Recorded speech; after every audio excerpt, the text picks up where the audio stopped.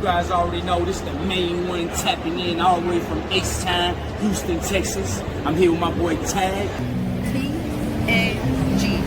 T.A.G, very nice, very evil. Yeah, that's T.A.G shit. The only thing we're gonna do is take over, baby.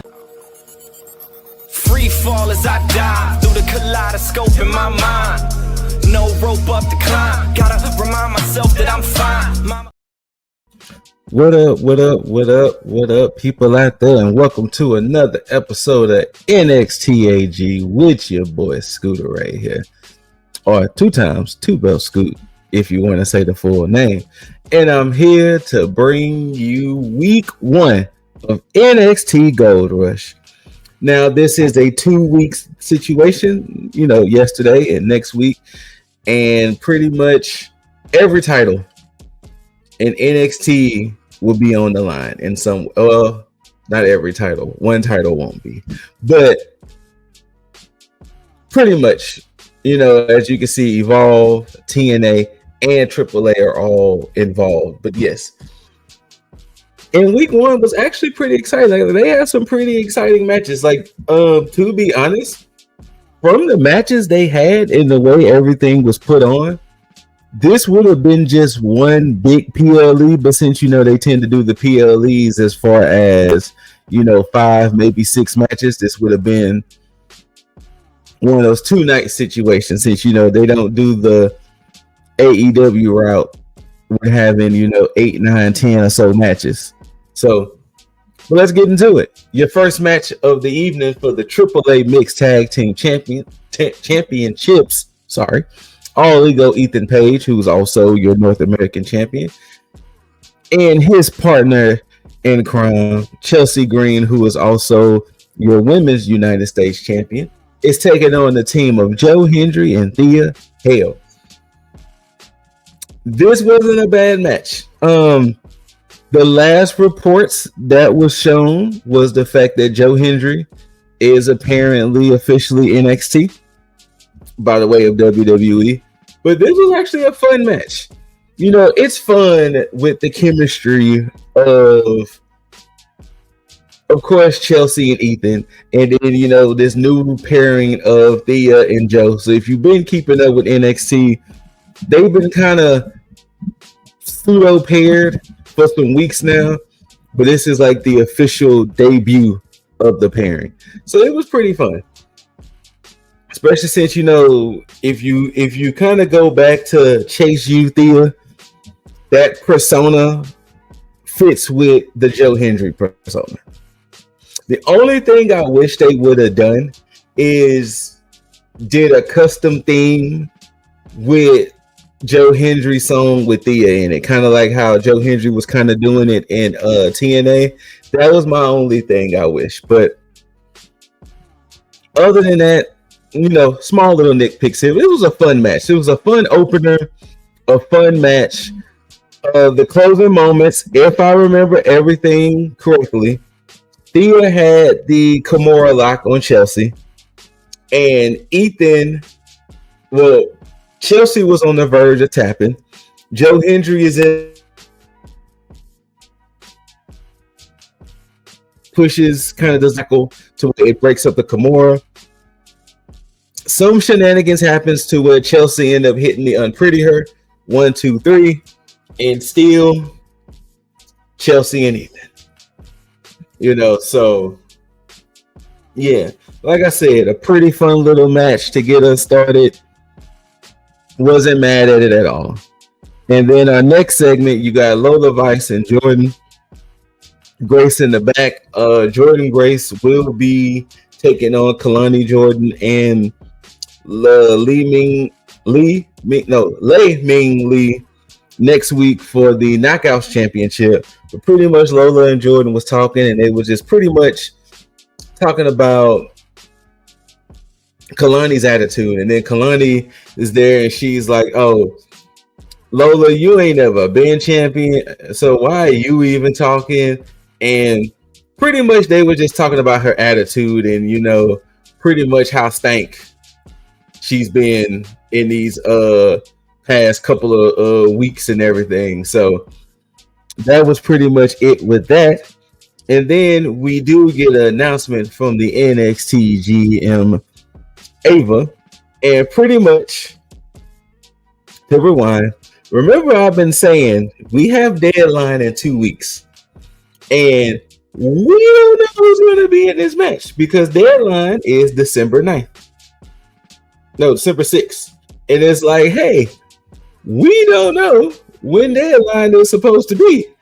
I mean, sorry, we know when deadline was supposed to be, but we don't know who's participating in the Iron Survivor. So for those who don't remember, or for those who need that refresher, the Iron Survivor is the 5 men, 5 women, 25-minute gauntlet, and the one who has the most pinfalls by the end of the 25 minutes gets to challenge whatever respective champion.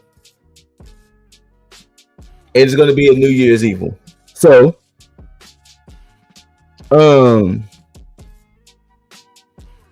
what has happened was,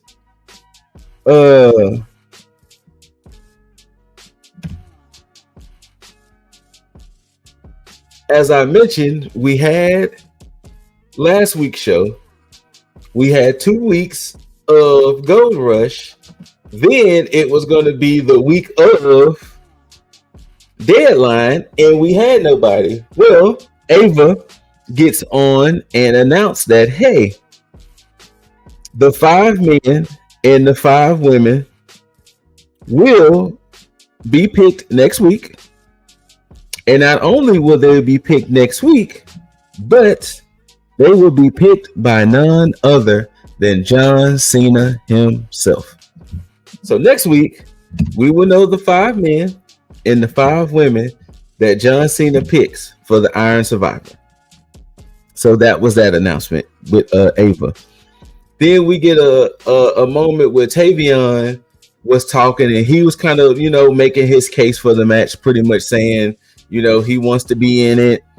And, he opportunities like this don't come. And, it'll be great. The fact that not only is he in it, but to be chosen by John Cena to be in it will, set things off a little more.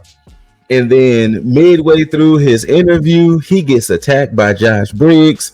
And pretty much him and Josh Briggs kind of just fight throughout the night. Like they kind of fought in the crowd to the back. And then eventually they kind of fought again in the back. And they had to break it up. And if I remember correctly, nothing has been updated with the situation. I don't think Ava made a match or anything, so we'll probably get more on it come next week. But yeah, Tavion and Briggs was back there just slugging it out. You know what I'm saying? They were throwing hands. And I want to say Briggs slammed Tavion through a table. Like, they was throwing hands. Our next championship match for the NXT Women's North American Championship, Blake Monroe is defending her championship with Sol Ruka. Now, Sol Ruka is not 100%, but she is cleared enough to wrestle. So there was a moment where Zarya was like, Sol, you sure you want to do this? Ava said you can have the match at deadline. You don't have to do it right now. You can give your leg and your knee more time to heal. And Sol was like, no, I have to do this because me being me is the reason why I was a double champ and I have to get my belt back. And Zarya was like, I bet. Once again, they went out there and had them a match. This pretty much would have been the match we would have got at Halloween Havoc.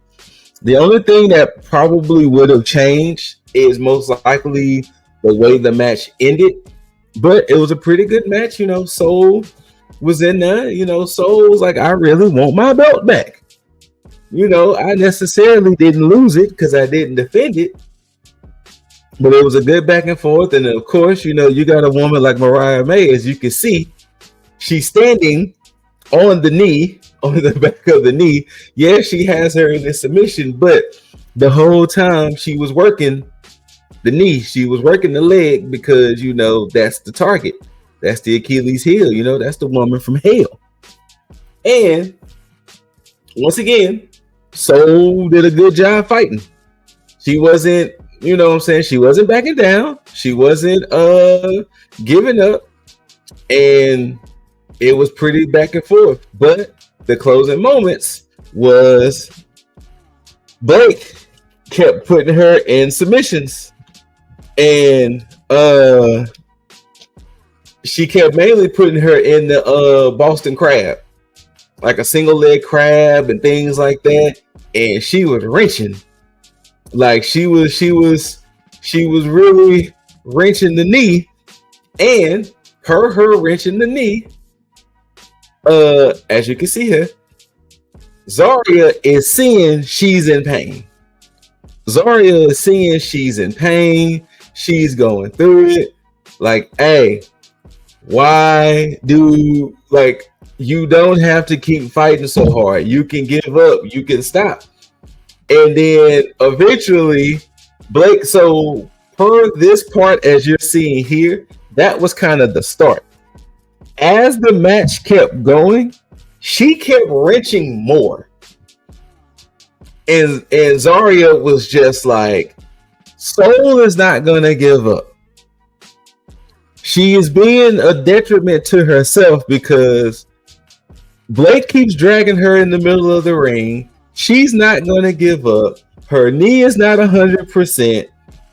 What am I to do? So she went and found a towel.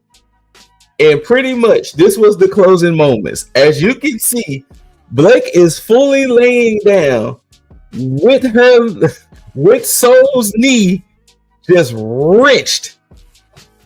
And Zarya threw in the towel. She threw in the towel. And to be fair, I'm going to tell you about the fallout with this sooner than later. But to be fair, look at the way this looks. If you're coming in the match with a knee injury and somebody has you in this type of submission and you're not going to tap out, what do you expect? Especially when you were on the shelf for your knee injury. To protect yourself, yes, throw in the towel. Just gaze upon that image of how Blake has Soul's leg/knee. So yes, she threw in the towel. Of course, the crowd wasn't too happy, but once again, yeah. So Blake retains. Later on, Zarya was like, I knew you wasn't going to tap, and you was pretty much going to hurt yourself. And you was pretty much going to get hurt again, like you just came back. And Soul was all upset, saying pretty much, you should have just let it rock. And then Zarya was like, well, how about we just focus on getting the Speed Championship match? The Speed Championship back, which Zarya versus Fallon Henley will be next week. And yeah, Zarya, Soul was just mad at Zarya. And I thought to myself, well, you should have let her just go ahead and just rip the whole leg off then. If Soul was going to be that upset at the fact that you was saving her from herself, then by all means, you should have just let her rip the whole damn knee off. Just rip it off if she was going to act like that. But yeah. The next moment and segment came from Fatal Influence. The main event is JC Jane taking on Tatum Paxley for the NXT Women's Championship. And pretty much next week, like I just mentioned, Fallon is taking on Zarya for the Speed Championship. And no, that is not her name. Lainey Reed is taking on Kendall Gray for the Women's Evolve Championship. So pretty much they're trying to prophesize that all the ladies of Fatal Influence is going to have some gold. They're trying to prophesize. Then our next moment, we get old Richard Saints coming to the ring. And he's about to try to get his bars off because since we know CW has that hard stop time, when he retained against Trick Willie in that last man standing, Obafemi showed up, and at a house show they had in Chicago, Ricky and Oba had a face-off. And as soon as Ricky got to the ring and pretty much grabbed the mic, boom, the ruler shows up. You know what I'm saying? Mr. No water, no bread, just meat. And, him and Ricky, started trading bars. And I'm going to tell you this. Ricky was talking about how, Oba went back home to Nigeria to try to rest and recuperate while he was missing stuff. And I was defending NXT versus TNA and all of these things. And Oba was like, fam, I ain't give a fuck about none of that. I wanted my title back. I didn't give a fuck about helping NXT defeat TNA. I didn't care about none of that nonsense. I wanted my belt back. You have something that belongs to me, big dog, and I want it back. And pretty much they announced right then and there. Richard Saints, Obafemi, NXT Championship, deadline. And, of course, he can't be left out. Trick Willie shows up and he's like, hey, yo, say, fam, I told you, Richard, it ain't over until I say it's over. And pretty much when he got like his first two sentences came out, Miles Bourne hit him in the back of the chair. And Miles Bourne was like, I didn't forget what you did, big dog. Like, I'm still coming for you. Like, I didn't forget you just blasted me with a chair out of nowhere. So, yeah, Miles got a little bit of his revenge back. And when Miles was talking to Ava a little bit later, Miles was like, look, I've been waiting for my opportunity to get back at Trick. So next week, Trick Willie, Miles Bourne will go down. So I don't think it's going to have any like implications of championship or anything like that, but it's going to go down. In our next match, it was for the NXT Tag Team Championship. We got Dark State's Dion Lennox and Osiris Griffin taking on the youngest in charge, TNA's X-Division champion Leon Slater, and Mr. Bouncy, the young OG, Javon Evans in a tag team match. And I kind of wish, just to kind of sell it more, Javon would have came out there taped up. So for those who did pay attention, Javon was in the My Time Is Now tournament, and he went against the returning Gunther. And Gunther kind of showed no mercy. And it would have been a thing to see that, Javon coming in a little taped up. The fact that, 24 hours ago, he did just take on Gunther in just a savage brawl. But once again, pretty solid tag team match between the youngest, well, as I call them, the youngest OGs. And of course, Dark State, they got the numbers, Cutler and Saquon is out there. So it's never gonna be a fair fight. So it's gonna end up being 4-on-2 when it's all said and done with. But the youngest OGs took the fight to Dark State. Like, it wasn't like, Dark State just came in and just dominated. It was a pretty solid tag team match, and Leon and Javon really do work pretty well together.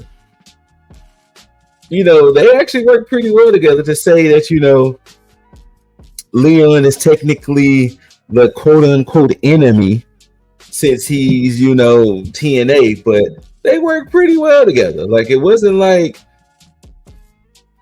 they're awkward. Like, it didn't seem like, we just trying to force a tag team together for the sake of a tag team together. But the closing moments of this match did see that Dark State went for their power bomb, and Javon was able to come in and save Leon.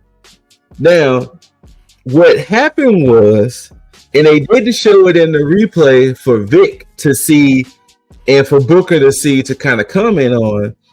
What happened was when they broke up the pin, Javon was able to, I think it was neutralized. I want to say it was Osiris. And Javon tried to dive. Oh, I know what it was. Osiris, I think, was on top of Leon, and Javon was going for a dive, and Cutler pulls Osiris. It was either Osiris or Dion, one of the two. Cutler pulls them out the way, which caused Javon to splash Leon. They threw Javon out. They was able to hit the Doomsday device. 1, 2, 3. Dark State retains. And when they showed the replay, all they showed was all they showed was them hitting the Doomsday device. They didn't show that little tidbit of Cutler pulling the other man out the way so they wouldn't take the splash and, be hurt. But then after that, Javon gets in the ring, and I know this picture makes it seem like it might have been some animosity adjacent, but it wasn't. At least it didn't come off that way on TV. So, but yeah, I'm actually surprised that they didn't show the replay of Cutler pulling whichever that I want to say it was Osiris. To that way, Osiris wouldn't take that splash and, yeah, but hey, Dark State is still your tag champions. I think we're in a collision course of Dark State and OTM. Which that should be a hard-hitting affair. That should be more hard-hitting than Hank and Tank. I'm just throwing that out there. In our next segment, we got a few more segments before we get to the main event. But our next segment saw Kendall Gray and Rand back there talking, and pretty much, talking about Kendall and the fact that she has that match with Laney come next week. And apparently what's been going on in TNA, apparently there's been a group of just NXT people just invading TNA, causing chaos. I know it's been Charlie Dempsey, the former members of High Rise, Tyson DuPont, and Tariq Igwe, Brooks, Jensen,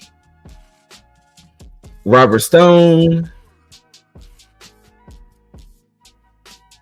There's been a few others. It's been about 7 or 8 of them that's been just over there causing havoc in TNA for whatever reason.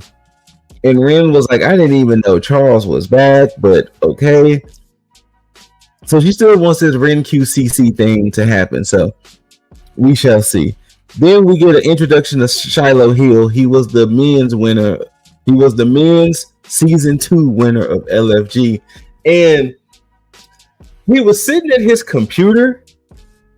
And I remember somebody had saying on the internet that it would be interesting if they make Shiloh Hill NXT Anonymous.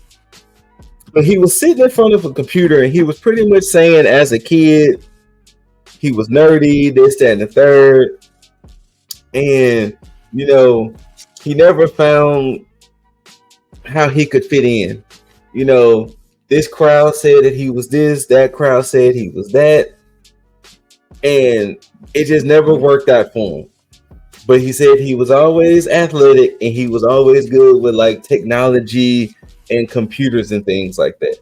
Then he was like, but boy, when I found football, that just became my outlet to everything and my outlet to release the anger and this, that, and the third. And he was like, there's nothing like hitting a man and watching the air drive out his body and this, that, and the third. And that's kind of where the story ended for the time being.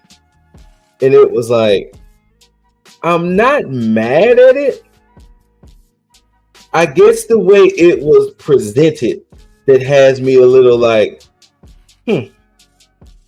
So it kind of feels like, and this is going back into some of the deep lores of NXT. It's like you kind of want him to have a Jeremiah Crane situation. Was it Jeremiah Crane? Jeremiah Crane. Yeah, I think it was Jeremiah Crane. Like you kind of want him to have a Jeremiah Crane situation, which of course you know that's Sammy Callahan. But when he was in NXT, he was he was Jeremiah Crane in Lucha Underground. He was Solomon Crow. Solomon Crow in NXT. I went way back when I said Jeremiah Crane. Sorry, he was Solomon Crow, and he kind of had this weird hacker gimmick phase that really didn't do nothing. It was kind of weird. I don't know. So I don't know necessarily what they want him to do. So yeah. Yeah. So maybe they want to revive the Solomon Crow, but give it to Shiloh Hill. But since it's been 10 years since the gimmick, yeah, I guess I don't know. It was just a weird situation. I wasn't the biggest fan of the way he was introduced. Once again, that's just me. That's my opinion. It's nothing against the man himself, his talents or anything like that. It's just when I'm looking at that segment and how he was supposed to be presented in that segment, it really comes off like, what are we supposed to get from your character? Other than you a man that likes to inflict pain on others, which, okay, that's cool. But you're talking about the fact that you was good with computer skills and this, that, and the third. So it's like, you're going to try to be some type of hacker? Like I said, you're going to be like Solomon Crow, where you're going to be messing with the lights and messing with music and all of this. But, it is what it is. We shall see. That's what's going to just come down to. We shall see. And then to get to the main event of the night for your NXT Women's Championship, you got the champ representing the Cullen, Tatum Paxley, taking on Fatal Influences, JC James. Now, if JC does get that belt off of Tatum, she will be the fourth woman in NXT history to hold the belt twice. The other three women, it was Roxanne Perez, Charlotte Flair, and Shayna Baszler. But once again, wasn't a bad match. I am really enjoying this, new side of Tatum, like this main event Tatum. Like I'm enjoying main event Tatum having spotlight Tatum. Like I'm enjoying her being highlighted, her being featured, her being used. I love me some Tatum, So it's good to just see her just in this spotlight as champ. But good back and forth match between the two ladies. Of course, you had Lainey and Fallon who were going to try underhanded tactics. Yeah, you had Izzy, but once again, we know Nico and Spears are not going to, in essence, get involved. But there was a moment in the match, Izzy tried to give Tatum a chair, and Tatum was like, no, I'm not gonna, no. Like, why would you? No. Then, eventually, she slid the championship in the ring for Tatum to use. JC ended up intercepting it, as you can see here, as she has it in her hand. And then what happened was, it got countered into a roll-up. And if I remember correctly, this roll-up, it didn't fully launch Tatum out the ring, but it launched her out enough to where she got out, she slid out the ring. Then when she tried to get back in the ring, Spears and Vance stood in her way. And then she was blindside, big booted by Izzy Dane. Slid back in the ring, rolling encore. 1, 2, 3, and new. 2 times. NXT Women's Champion, JCJ. 2 times. And we get the moment of, Izzy talking her trash to Tatum. Now, this is where I find weird, right? Depending on how they're going to spin this, of why Izzy betrayed Tatum, is not going to make sense. Because if Izzy's going to be mad that Tatum wants to give out opportunities and didn't want to give her one, okay. If she wants to be like, oh, you stopped fitting into the Cullen because you wanted to be every person, this, that, and the third, that's fine. Wouldn't it make sense that you want the person that you think you can beat to retain the championship so you can go against said person and potentially get the championship off the person you think you could beat? Why would you let JC get the belt back knowing that, hey, if I have to fight JC, I have to worry about Fallon and Laney rather than help Tatum retain, betray Tatum, then it'd be like, well, hey, I think I can beat Tatum. At least I know it'll be 1-on-1. I guess that makes too much sense for the world of professional wrestling. But that's just me, though.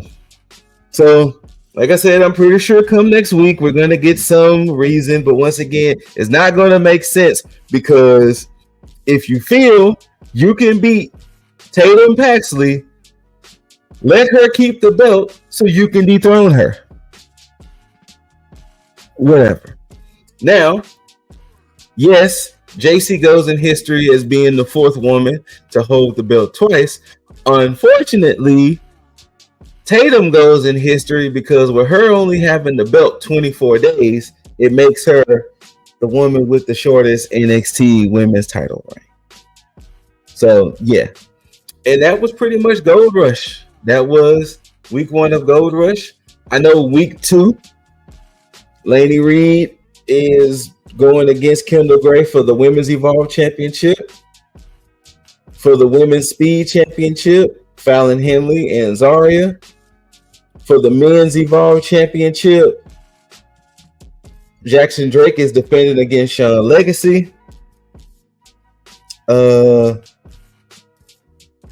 Kalani, Lee, and Jordan are for the TNA Knockouts Championship. Miles Bourne is taking on Trick Willie. John Cena will pick. Now, I'm pretty sure it's probably going to be a video because, John Cena and his dates. I'm pretty sure it's probably going to just be a video they're going to play of John Cena announcing the 5 men and 5 women. And I want to say that's it as far as championships go. Like I said, we may get a segment of the Cullen talking about what they did to Izzy, or we may get a fatal influence segment of them, celebrating the fact that, JC is champ again. But Oba and Ricky is moved to deadline. Ethan wasn't scheduled to defend his championship. So yeah, I think those are all the rest of the matches that is going down at Gold Rush, unless something magically gets booked. But I want to say week 2, those are all the matches that was going on in week 2. So yeah, it does lend credence to the video I recorded last week that unfortunately got messed up. Week 1 was stacked. Week 1 was very much stacked. I mean, it's nothing against the men and women of week 2, but you had like your hard-hitting championship matches that, especially that were NXT championship matches all on week 2, on the week 1. You know, at least save the JC and Tatum for week 2. But I want to say I think the plans originally was to have Ova and Ricky close out Gold Rush, but I think due to the nature of the match and probably the nature of the time limit, they probably want to save it for deadline to, you know, give them a proper runway for them to have their match. But that's just my thoughts and that's just my opinions. But hey, but yeah, whether you loved it, hate it, don't forget to rate it, thumbs up, thumbs down, like, share, comment, subscribe if you haven't. And after you do all of that, make sure you tag that notification bell so you can be notified for the videos we post. Shout outs to the bros of the tag. Shout outs to y'all in Tag Nation. And until next time, y'all, love one another, love yourself, take care of one another, and take care of yourself. And until then, you beautiful, beautiful people out there, don't forget to tag out. Peace. Free fall as I dive through the kaleidoscope in my mind. No rope up to climb. Gotta remind myself that I'm